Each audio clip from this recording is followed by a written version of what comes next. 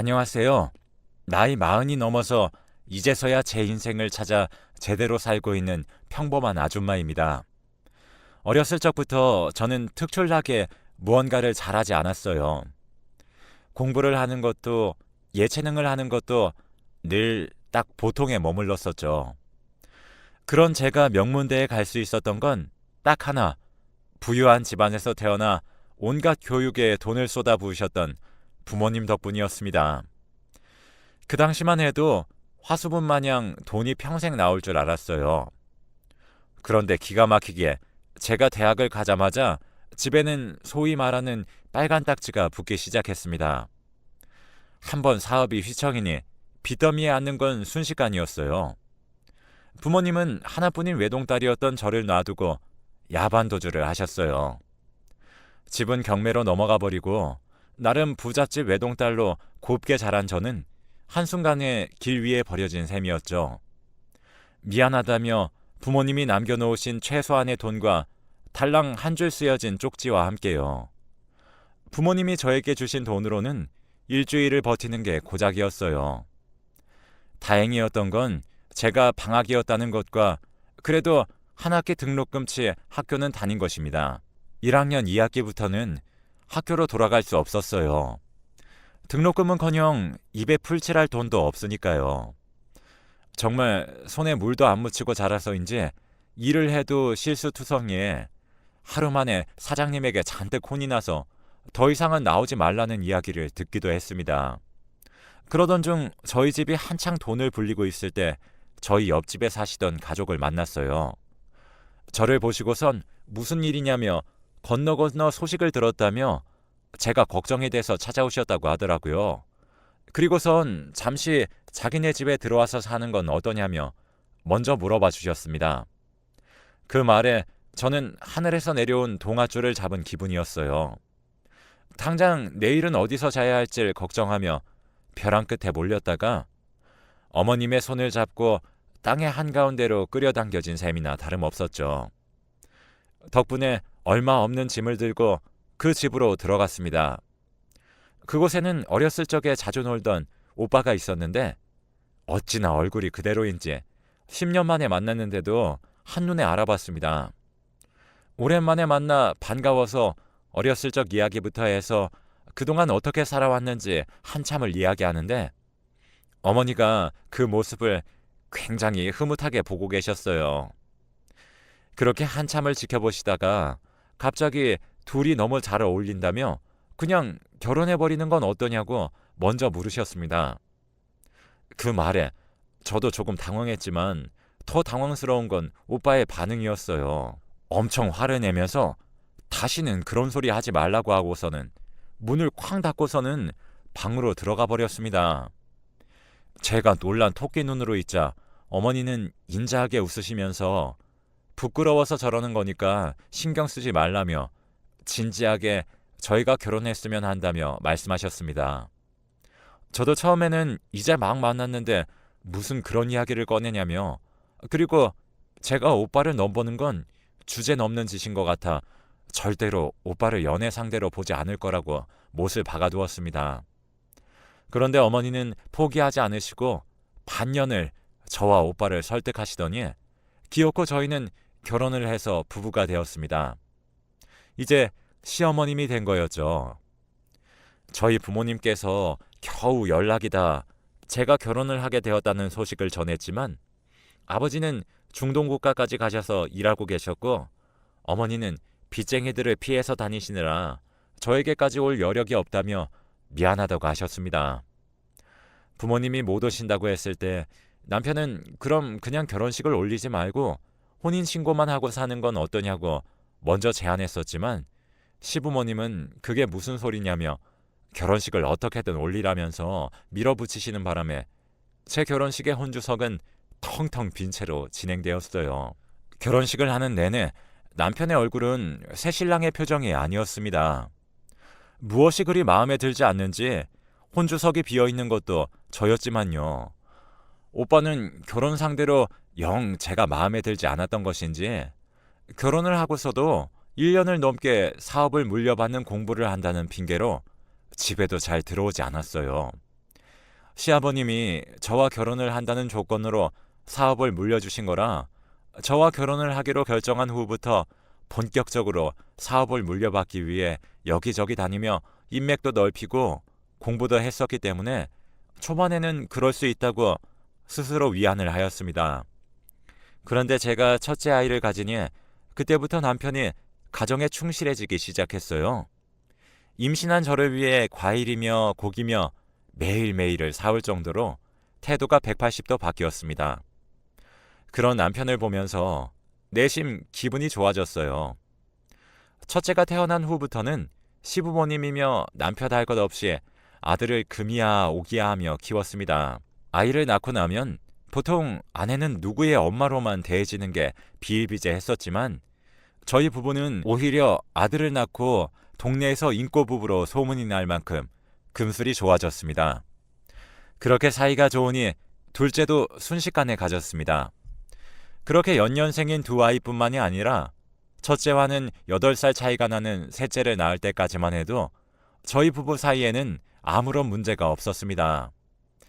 그런데 셋째를 낳고 난 이후부터 남편은 또다시 밖으로 나돌기 시작했어요. 마치 처음 결혼했을 때처럼 이 핑계 저 핑계를 대며 집으로 돌아오지 않는 게 일상이 되어버렸죠. 두 아들이 아빠와 놀고 싶다며 한참 떼를 썼지만 남편은 밖으로만 돌았습니다. 그렇게 남편이 집에도 저에게도 아이들에게도 신경을 쓰지 않고 7년을 살았어요. 셋째도 초등학교를 들어갈 나이가 되었고 첫째는 중학교를 다녔어요. 그런데 첫째가 태어날 때부터 기관지가 많이 약해서 학교에서 종종 쓰러지기도 하고 병원에도 입원을 했었는데 밖에서 쓰러질까봐 자기도 불안했는지 먼저 학교를 안 가고 집에서 홈스쿨링을 하고 싶다고 말하더라고요. 저는 아이가 학교를 평범하게 다녔으면 좋을 것 같다는 생각을 했지만 아무래도 아이의 몸을 생각하면 첫째의 말처럼 홈스쿨링이 나을 것 같았어요. 그래도 그 사이에 몸이 좋아져서 고등학교는 다시 다닐 수 있으니까 마냥 혼자서 하지 말고 과외 선생님을 붙여주겠다고 하니 첫째도 다시 몸이 좋아지기만 한다면 학교를 다시 나가고 싶은 건지 흔쾌히 좋다고 했습니다. 아무래도 자기도 혼자서 공부하면 뒤처질까봐 불안하긴 한가 보더라고요. 그런 김에 이제 막 중학교를 올라간 둘째도 과외를 시키기로 했습니다. 아무래도 첫째 아이의 전체적인 학습도 봐주고 둘째 학습은 부족한 부분만 봐준다고 하더라도 과외를 맡아주시는 분은 저희 아이들만 맡았으면 했습니다.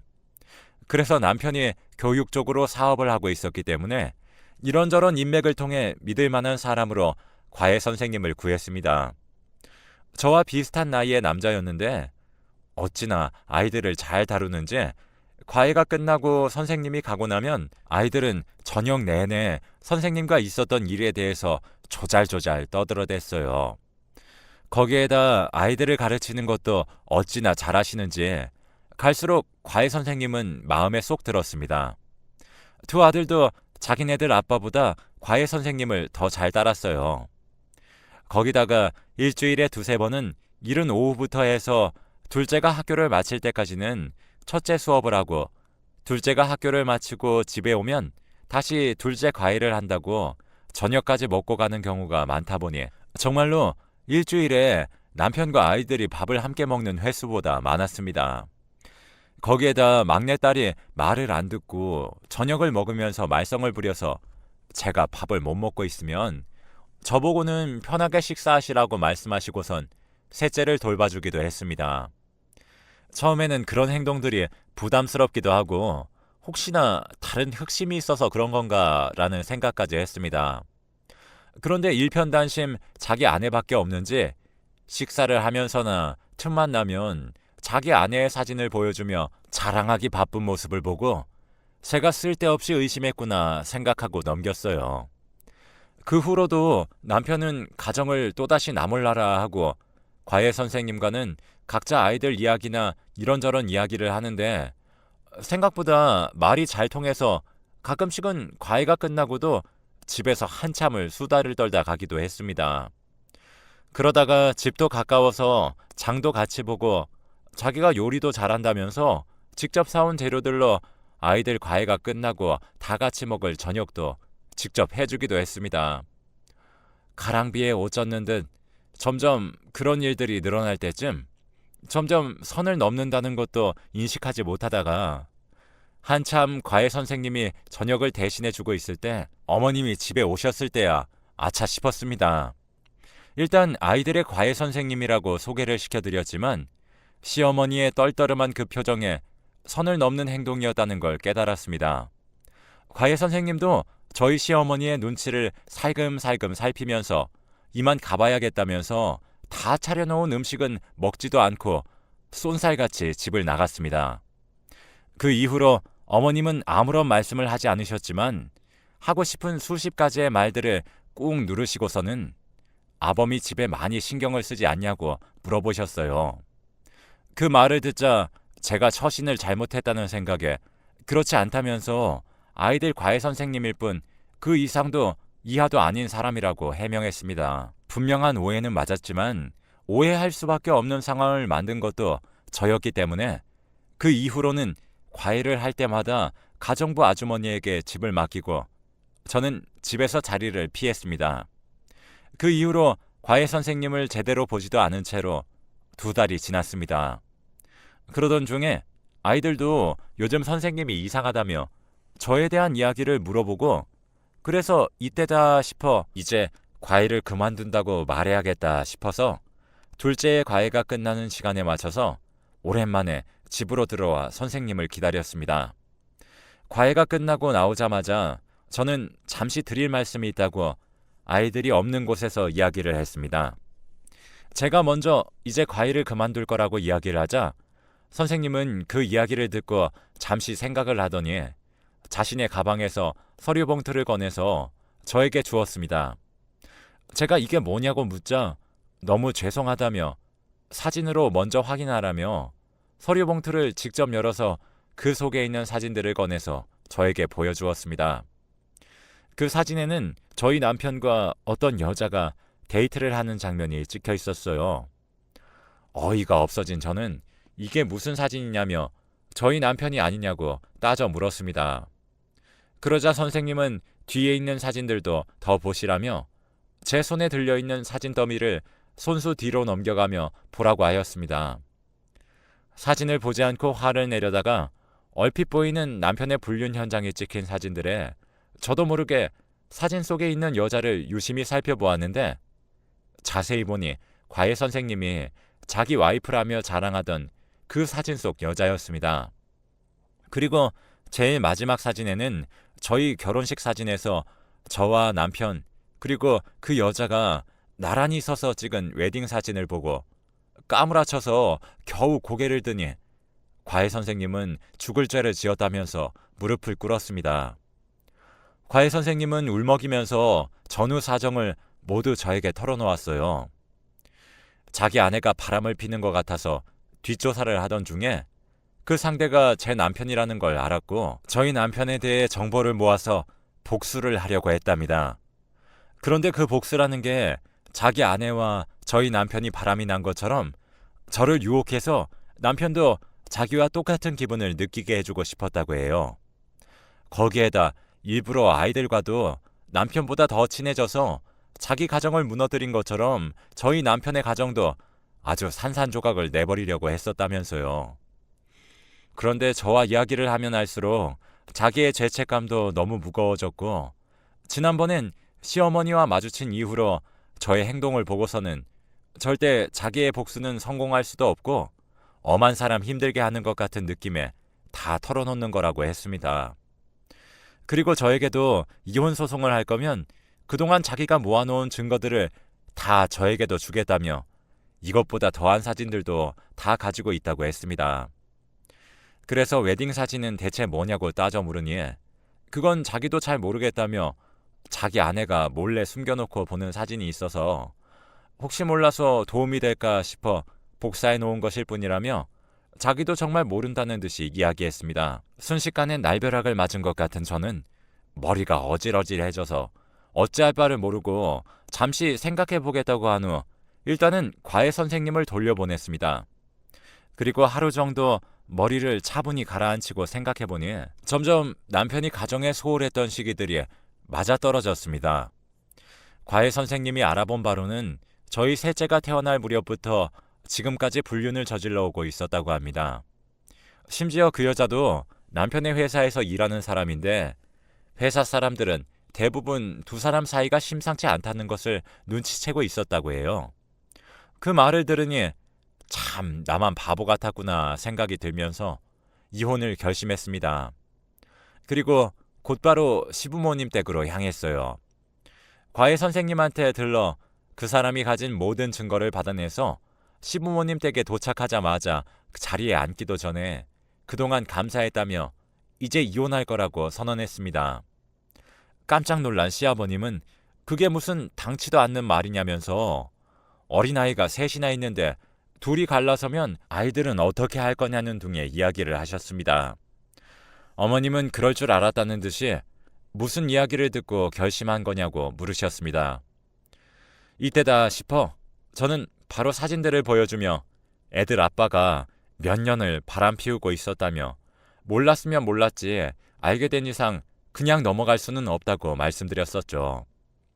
아버님은 이게 뭐냐며 사진을 보시더니 아직도 이 꽃뱀이 자기 아들 발목 잡는다고 뒷목을 부여잡으셨습니다. 아버님의 반응을 보고 시부모님도 이 상간녀를 알고 있다는 사실을 깨달았습니다. 제가 알고 있는 여자냐고 물으니 아버님은 그제서야 제 눈을 피하시며 예전에 여시 같은 여자한테 걸려서 남편이 정신을 못 차린 적이 있는데 그 여자가 이 여자였다고 말씀하셨습니다. 그리고 어머님은 저를 꼭 안아주시더니 미안하다며 사과하셨어요. 자기들의 욕심 때문에 아무 잘못도 없는 저만 고생했다면서 사실 남편은 그 여자와 결혼을 하고 싶어 했는데 워낙 집안도 안 좋고 학교도 제대로 졸업하지 못하고 미용실에서 일하는 여자였던 것이 시부모님 눈에는 단단히 찍혀서 결혼을 반대하셨답니다. 남편은 울고불고 3일 밤낮을 결혼을 허락해달라고 했지만 그것만은 절대 안 된다며 딱 잘라 이야기하셨고 얼마 후 저를 집에 데려오신 것이었어요. 그 여자는 제가 남편과 한 지붕 아래에 같이 산다는 것을 탐탁지 않아 했고 질투에 눈이 멀어 남편을 계속 닥달하다가 결국엔 한바탕 싸웠는데 그때 남편이 홧김에 저랑 결혼한다고 말해버린 것이었어요. 그 여자는 뒤늦게 울고불고 찾아왔지만 이미 결혼을 약속해버린 후라 되돌릴 수도 없는 노릇이었죠. 그런데 그 여자가 어찌나 심술궂은지 신부의 하얀 드레스가 자기도 입고 싶었던 것인지 제 결혼식 날 하얀 원피스를 입고 와서 당당하게 사진까지 찍고 간 것입니다. 결혼식을 올리자마자 둘의 불륜은 시작되었고 남편은 그 와중에 아들이 태어나고 여자도 부모님의 등살에 떠밀려 결혼을 했다고 해요. 그 이후로 몇 년은 각자의 가정에 충실하다가 여자가 경력이 단절되고 재취업한 곳이 저희 남편 회사였어요. 그때가 저희 셋째가 태어날 무렵이었고 둘의 불륜은 다시 시작된 것이었죠. 어머님도 1년 전쯤에 남편의 회사에 잠시 들렀다가 그 여자를 봤고 설마 하는 생각에 뒷조사를 하셨다고 합니다. 그런데 설마가 사람 잡는다고 역시나 남편은 바람을 피우고 있었고 그 사실을 알게 된 어머니는 남편에게 화내기도 하고 어르고 달래보기도 했지만 남편은 여전히 눈이 멀어 어머니의 쓴소리마저도 제대로 듣지 않았다고 합니다. 결국엔 제가 다 알아버려서 상처받게 된 건 정말 미안하다며 연신 사과를 하셨습니다. 이혼 소송을 하고 싶으면 하라면서 변호사 선임 비용은 어머님이 책임지겠다 하셨죠. 그래서 그 길로 당장 이혼 소송 서류를 제출하고 남편과 이혼을 했습니다. 남편은 제가 집에서 뭘 했었냐면서 위자료는 한 푼도 없다며 날뛰었지만 제가 그동안 혼자 아이 3명을 케어한 것을 인정받아 1억이 넘는 돈을 위자료로 받을 수 있었습니다. 물론 저는 남편뿐만이 아니라 상간녀에게도 소송을 통해 위자료를 왕창 받아냈습니다. 상간녀는 저에게 줄 돈이 없어서 매달 월급의 반 가까이 되는 돈을 저에게 바쳐야 하는 수준이었습니다. 그리고 아이들에게 엄마와 아빠 둘 중에 누구와 함께 살고 싶냐는 말에 세 아이 모두 망설임 없이 저를 택해 주었어요. 그래서 남편에게 양육비 명목으로도 한몫 크게 받아낼 수 있었습니다. 시부모님은 그런 남편을 보고 한심하다며 그동안 사업이며 뭐며 도와주시던 부분들을 싹 다 끊어버리시고서는 그 여자랑 행복하게 살라고 하셨다고 전해 들었습니다. 이혼하면서 받은 돈으로 그동안 관심 있었던 제과 제빵에 도전하고 있습니다. 조만간 작게 가게를 열어볼 생각이에요. 최근에는 아이들 과외 선생님이었던 분과 아침에 산책도 같이 할 정도로 친해졌습니다. 편한 동네 친구는 처음 만들어 본 것 같네요. 아이들과도 가끔씩 함께 만나서 밥도 먹고 예전처럼 수다를 떨기도 하는데 제 인생에서 이렇게 편안한 적은 처음인 것 같네요. 제가 좋으면 하고 싫으면 안 하는 게 처음이라 아직 낯설긴 하지만 이제서야 제 인생을 찾았다는 생각을 합니다. 여러분들도 각자의 인생 소중하게 여기고 행복하게 사셨으면 좋겠네요.